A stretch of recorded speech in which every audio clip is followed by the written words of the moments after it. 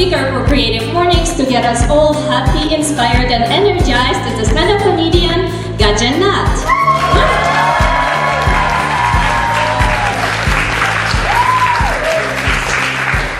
Ladies and gentlemen, a round of applause to Natasha for hosting. Yeah, hosting may seem like an easy job, but trust me, it's very difficult. Can you give yourselves a big round of applause for being here today? I mean, it's Saturday morning, okay? You guys could be sleeping, but you made the decision to listen to a random Bangladeshi, so that's great. Okay, I'm Gajen, I'm a stand-up comedian, but I just want to make it very clear, this is not a stand-up comedy show. I'll be talking about moments, so I hope I didn't break your hearts or anything, so I'll be talking about moments. But before that, let me introduce myself, right? That's my name, Gajen Nad. My full name is Gajen Nad, but that's way easier. Everyone wants a shortened Indian name, Indians will understand. I'm Malaysia's first Chindian comedian. Right? I actually told the host to introduce me Malaysia's first Chindian comedian, and then she said, I can't, I'm white, that would sound really racist. Then, you know what, makes sense. So I'm going to introduce myself by saying Malaysia's first Chindian comedian. To all the internationals, Chindian is a combination of Chinese and Indian, which means I'm stingy and cheap. At the same time, there's another term for it, it's called Groupon. No, I'm just joking. I am an actual Chindian. And the reason why I always start off with this line, because if I don't say this, most people, you guys will frown and you lean forward and you're probably asking yourselves, did I wave at this guy before leaving my condominium? No, I'm not Nepalese. Some of you may probably even be saying, have I ever told this guy round 95 full tank? No, I'm not a Bangladeshi, I am an actual Chindian. Okay, I can prove you that, right? It's difficult growing up Chindian, you know, in this country. I still remember a couple of years ago, I went out on a date.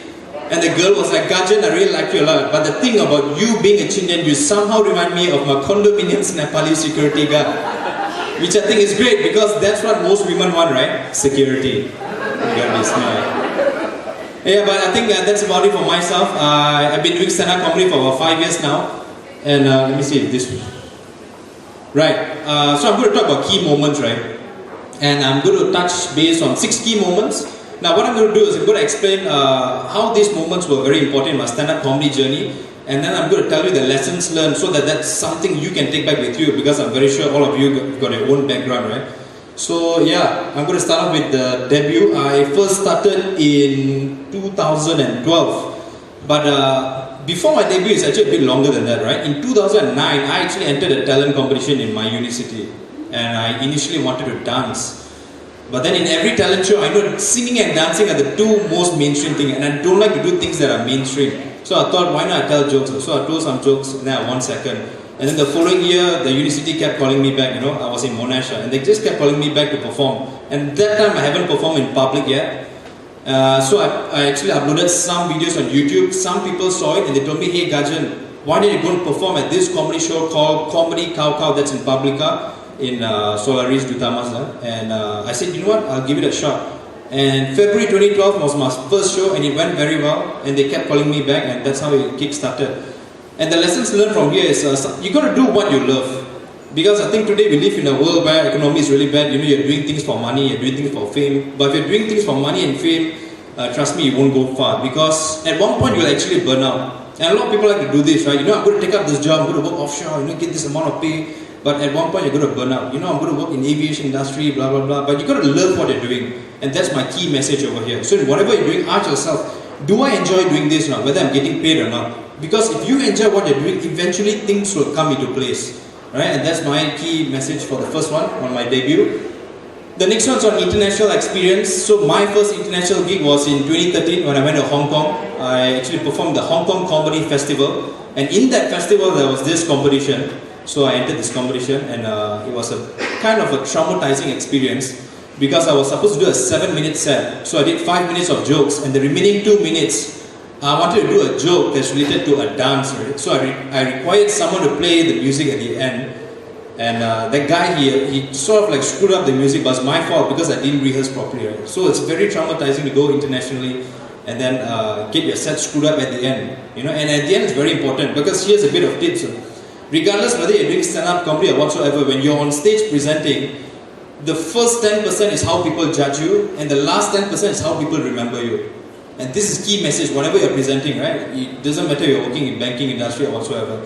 And that's the reason why in stand-up comedy, the trick is we always put the second funniest joke in the beginning and the funniest joke at the end. See, so you judge, and after that's how you remember, right? It's like going out on a date, right? You make fun of her, she laughs, and then you pay the bill. So that's I screwed up my first date. Because I ended, you know how I ended the first date? I asked her, do you believe in gender equality? And she was like, yes, Gajen. It's like, waiter, bill. And after, no more dates after that. So yeah, so those are the tricks, right? And I wanted to end on a high, on a dancing joke, and the guy screwed up. So lessons learned. Whatever you do, you got to review yourself. And that's one thing I noticed. A lot of people, they do a lot of big stuff and all that, but you don't review yourself. So you keep going in loops. So my lessons learned for that is, I should have rehearsed with the guy way more times, or I could have taken the option to not do any song at all, so that I reduce the probability of having mistakes like that, right? And the following year, I came back to Hong Kong again, alright, in that festival, and I performed in that competition again. And this time, I did not do any dance at all, because I didn't want to make that mistake, right? So I did all 7 minutes of pure international jokes. But the problem is, I was so harsh on myself, I went through every single word by word, every single script, right? Then halfway through, I actually forgot my jokes, and I was like, silent on stage like for 10 seconds. And then on the 6th second, right, the crowd started cheering and started saying, come on Gajen, you can do it. And then on the 10th second, I decided to skip my jokes and jump to the next one. And lessons learned for that is, don't put too much of pressure on yourself. Don't go word by word. No? After that, I told myself, just remember the topics. If you notice, I'll give you a bit of tricks of what you see on TV and all that. If you see some of these comedy shows, right, they always hold the mic like that. But the thing is, sometimes they do write their topics over here. So that's some of the tricks. I'll teach you another trick. Some of them, they always do this gesture. So how are you guys doing today? And then every single shit is like written over here. How are you guys doing today? So I was looking at my passport, then all the jokes are here. But I don't do this. So different people have got different things. I'm just giving you some of the things that, from an audience you may not know, but, from an entertainer you may know all these tricks. So yeah, international experience. So as I'm going, if you notice, right, I'm going to tell you the lessons learned, because that's very important, right? No point if I tell you these are all my experiences, then you have nothing to take back, right? So that is my international experience in Hong Kong. And the third point is pretty important, honest feedbacks. Because I noticed today in our society, we all love positive feedback, right? But I'm going to be honest with you, positive feedbacks will only make you consistent, but it won't improve you. You need negative feedbacks to improve you. Okay, that's one point. Second point is, you need to know how to differentiate between diplomatic feedbacks and honest feedbacks. Most of the time, we get the diplomatic feedbacks. And this is very misleading if you want to actually upskill yourself. So I'm going to give you a very good example. In 2014, before I went to Hong Kong, I was performing in Hard Rock KL. And one of my close comedian friends, Rizal Van Gazel, he's actually the owner of Crack House Comedy Club. He's way more experienced than me. He came up to me and he was like, Gajen, I'm coming to you as a brother. I'm just a messenger, right? One of the very experienced international stand-up comedians, gave you a feedback. And he told me that your set wasn't funny tonight and you need to do something about it. And guess what I told him? I said, thank you for the honest feedback, because I'm desperate for honest feedbacks. And he was shocked. And that's another problem, because we live in a society today where you want to hear what you want, right? But you got to get honest feedbacks, right? Diplomatic feedbacks won't get you far. And right after that feedback, I did improve a lot. So that's another feedback that I like to tell all of you all. Now I'm going to teach you all a trick on how to get honest feedbacks, right? So for example, if let's say, on a dinner you're going to tell somebody, you look beautiful, and then she looks behind and says, oh, you look beautiful too. Could be a 50-50. It sounds like a diplomatic feedback, sounds very scripted, right? So what I normally do after a show is, when I don't ask people, hey, what are my weaknesses? Because you're putting a lot of pressure on that person, right? To tell, oh, this is your weakness, right? Or how can I improve? What I normally do is I sort of predict what my weaknesses are, and then I trigger that question. For example, I know one of my weaknesses since I started is sometimes I speak too fast. So I'll go up to one of the comedians and ask them, hey, during my set, did I speak too fast? It takes off a lot of pressure because it's a yes/no question, right? So it's going to say, yeah, certain parts, I had to struggle a bit and all that. So that's how I get honest feedback, right? But if you're just going to ask someone, hey, can I get a feedback on my set? They're going to tell you, you did great, man. Because, everyone wants a diplomatic relationship. So that's a key message I like to tell of you all. Very important honest feedback. In fact, this for whatever you do, because a lot of people are too, we are too skewed towards, I want positive feedback, so this is my stats and all that, but that's only short term. If you really want to go far, you got to focus on honest feedbacks. Next one is on basically my high school. I'll tell you more about it. I studied in Penang Free School. Anyone here knows Penang Free School? Make some noise. Yeah, a few people. Yeah, it's the oldest school in Southeast Asia. Last year we celebrated 200th anniversary. My school was built by the British. Any British people here tonight? Really none? Okay, they're all still building the school. Right? No, I'm just joking. Okay, they celebrated 200th anniversary last year. I didn't perform for that event, but I performed for the event before that, 199th anniversary. Now the interesting thing about this is, I got to perform in front of a king. Alright, the king of Perlis. For the international people, Perlis is one of our northern states. So the king of Perlis was there because he studied in my school. So that was like a big checkpoint, to tell people, have you performed in front of the king? No, right? Any kings here tonight? Okay, right, they're all sleeping. No, I'm just joking. So I got a perform in front of a king, which is very good, and he gave me a good feedback. But the interesting bit about this set is, during my comedy set for my 109th anniversary for my high school dinner, right, I did a joke about Proton, right? So the joke on Proton is this, right? Oh, ladies and gentlemen, I used to drive a Proton Saga, but it was a limited edition model. Mine's the model where the power window works. Then everyone was like laughing and crazy. Later on, after that show, someone came and told me, bro, do you see the king's table over there? Do you see the table beside it? That entire table, all the top people in Proton are there. I was like, holy shit. I did like 3 minutes set wrecking Proton. And then I realized that the top people in Proton were all from my school. But they were all open about it. And they all laughed. So yeah, lessons learned. Pardon? You were giving honest feedback. Yeah, exactly. They were all happy about it. So, lessons learned is, check your crowd, make sure you know who's sitting there. Don't just simply go there and start whacking and all that, yeah. But anyway, they can't, they can't complain. If they complain, I'm just going to look, okay, let me show you to the king. And he enjoyed the show. So yeah, always check your demographics of the crowd. My fifth important moment is, let me see how long I've been doing it. Alright, we still got another 8 minutes, right?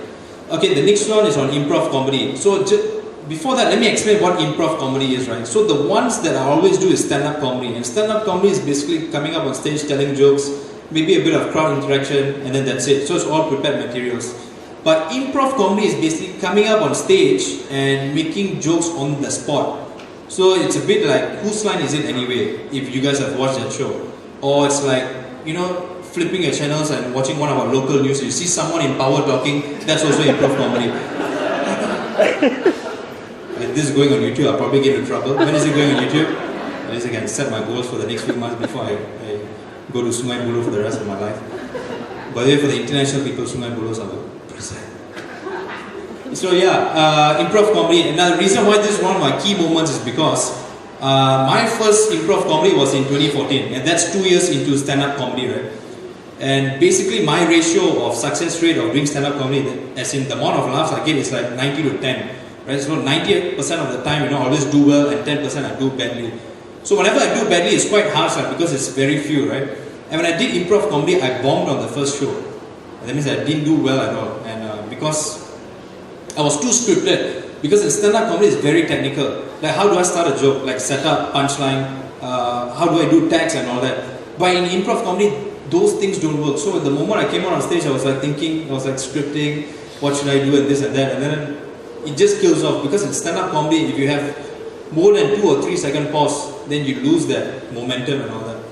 So I bombed on my first show, and there was like a, it's quite an eye-opening experience. So I went back home, I did a review, what are the lessons learned, and I just got to relax on stage.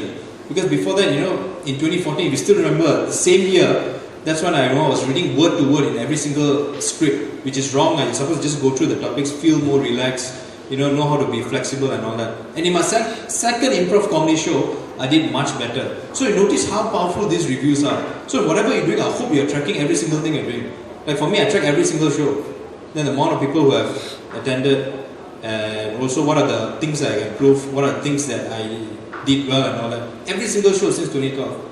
It's the same as finance as well. If you ask everyone, right, even like the rich people, you ask them like, what made you rich? They're not going to say, I earned this amount of money. They're going to say financial management. So management is very important, right, regardless of whatever you're doing.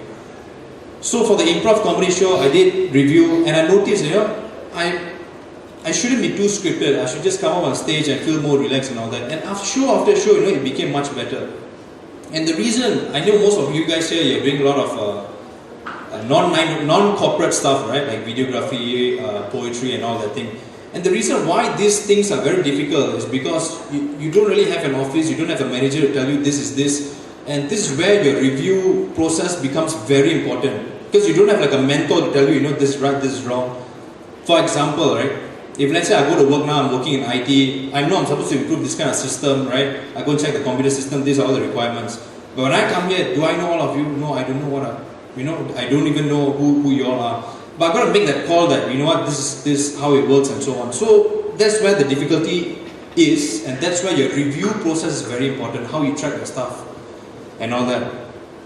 The last key moment is TEDx. I'm proud to say that I'm one of the very few stand-up comedians who have performed in TEDx twice. My first TEDx show was in 2013, and the second TEDx show was last year. Both shows went actually very well, but interesting way about last year is I actually performed for TEDx Inti, right? Inti is one of our colleges in Eli, and I kid you not, 1 hour before the show, the organizer came up to me and said, "Gajen, do you do any racial jokes, sir?"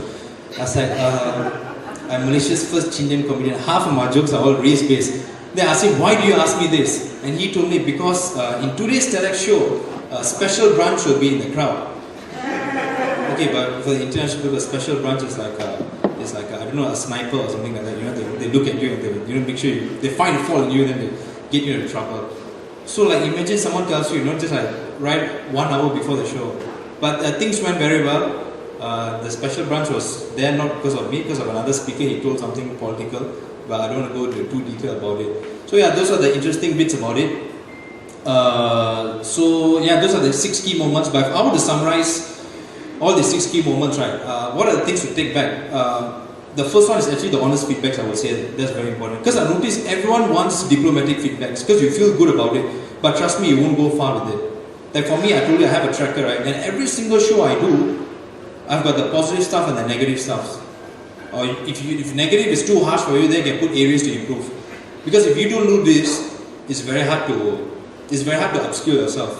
That's one point. Another point is when you do things that are non-mainstream, right? You're going to take different amount of times to improve in certain things. I'm going to give you an example. Right? In 2012, my first in every single year I used one word to describe my years, right? So in 2012 was debut. In my second year was delivery. It is 2013. I just wanted to focus on delivery. That means not so much on the material, but to speak slower and so on. But believe it or not, in 2013, one of my goals was to speak slower. But last year, when I performed for a show, I asked one of the experienced comedians, say, how can I improve? And guess what? He told me, dude, your set was brilliant. I liked your material, but you got to speak slower. And this was the goal that I actually set years ago. So certain things will take a lot of time. And you have to understand that certain things may require little time and may take longer time. So sometimes you just got to power through. And that's why I actually lie back to the first point, which I said, you got to love what you're doing. Because if you're doing things for money, you're going to burn out at one point in time. So most of the open micers, when they ask me, do you have any advice for me? And I also ask them, why are you doing comedy?